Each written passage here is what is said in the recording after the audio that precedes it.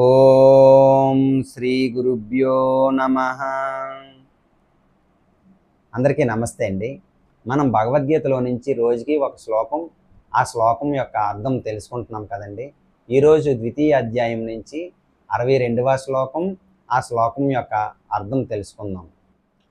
ధ్యాయతో విషయాన్ పుంసః సంగస్తేషూపజాయతే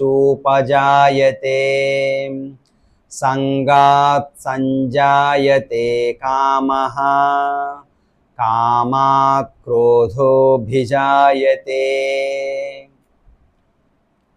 విషయ చింతన చేయు పురుషునకు ఆ విషయముల యందు ఆసక్తి ఏర్పడును. ఆసక్తి వలన ఆ విషయములను పొందుటకై కోరికలు కలుగును. ఆ కోరికలు తీరనప్పుడు క్రోధము ఏర్పడును. రేపు మరొక శ్లోకంతో మళ్ళీ కలుసుకుందాం. హరే కృష్ణ.